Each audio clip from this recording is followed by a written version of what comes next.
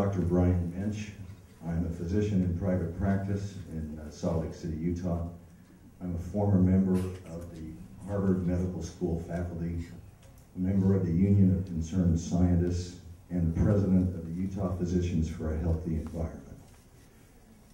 I was in fact a college freshman here in Palo Alto 40 years ago, and I see not much has changed because you're still electing old, washed-up Hollywood actors to run the state.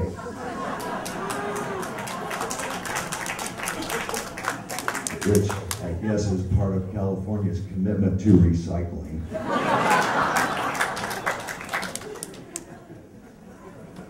I'm honored to be here and offer a perspective on this issue that I don't think has yet been presented.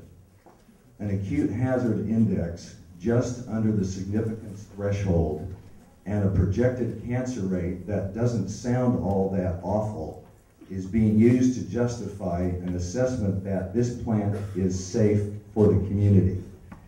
That's a little like declaring that waterboarding is not torture because we found some legal memos here to say that it isn't.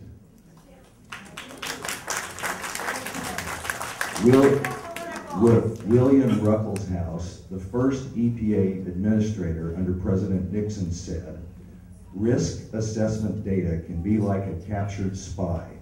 If you torture it long enough, it will tell you anything you want to hear." Think about this. Virtually every Superfund site in this country was at some point assessed to be safe by some state or federal agency or both. This plant will have an adverse impact on community health, and here are the reasons why. The air quality in this area already violates EPA clean air standards. There is no dispute that this plant will have a further negative impact. Proponents will want to say that the impact will be small. Virtually every polluting industry anywhere will want to say the same thing, and they do. It's not my pollution that's the problem, it's everyone else's. If the sum of all the pollution matters biologically, then each contribution to the sum matters. The EPA's air quality standards that the community is already in violation of are in and of themselves not sufficiently protective. Virtually every clean air standard becomes more strict with time as new medical data is accumulated. The health assessments were made using methodology promulgated in 2003, and that was in turn using medical data that was at least 5 to 6 years before that. These health assessments that have been made have no ability to capture the medical data of the last 10 years, which I'm going to briefly summarize. Over 2,000 medical studies published in the mainstream medical literature in the last 10 years have confirmed there is no such thing as a safe level of air pollution. In the same way that there's no safe number of cigarettes you can smoke, there is no safe level of air pollution that you can breathe. Air pollution exposure causes the same diseases as secondhand cigarette smoke, which should be no surprise because except for the nicotine, most of the chemicals are the same. Now, one of the other presenters talked about nitrogen oxide compounds. A study was just published 3 weeks ago, which showed the amount of nitrogen oxide compounds within a home created by natural gas appliances are associated with mental decrements, memory loss in children that can be measured to be as much as 5 IQ points just from having a natural gas appliance in your home, and the perpetrator is nitrogen oxide.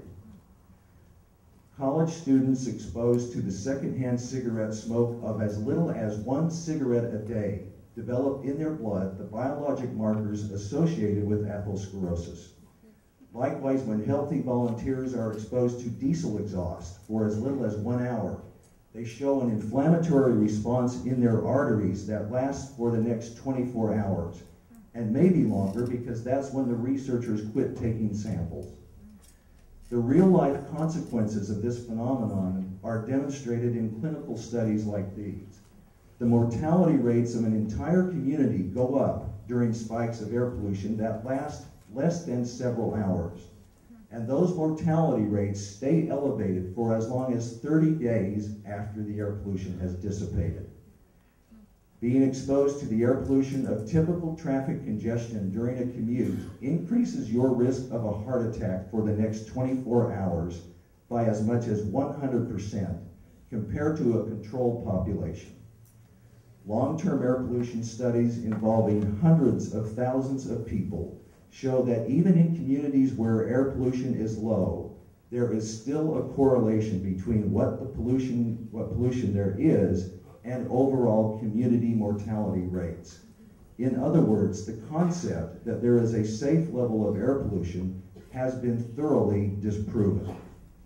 In a linear relationship, every increase in air pollution will cause increases of the same kinds of morbidities that cigarette smoke causes, specifically these: heart attacks, strokes, lung and other cancers, childhood leukemia, impaired lung function both short and long term, infant mortality increases, premature birth, low birth weight syndrome, and within just the last 2 years, air pollution has been shown to cause intellectual impairment, brain inflammation, and the same microscopic and MRI documented changes in children and young adults as are found in Alzheimer's patients.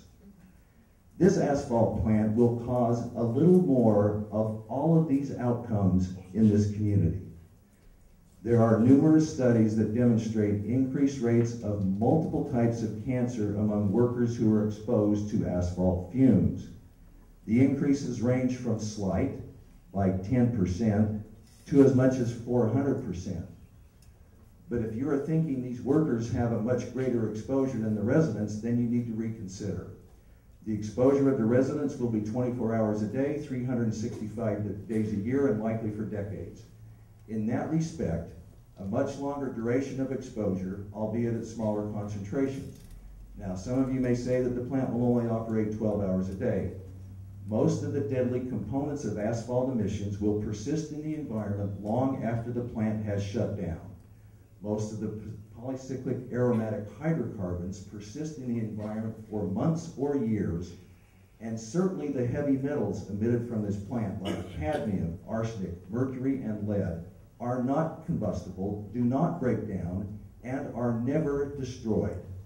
Therefore, there will be a steady accumulation of the most deadly components of this plant's emissions, such that 20 or even 10 years after operation begins, the entire community's toxic burden will be much higher than it was the first year. I can guarantee you that simple fact is not reflected in any of the risk calculations done so far. What I have told you is reason enough to reject this plant in your community, but unfortunately there is much more.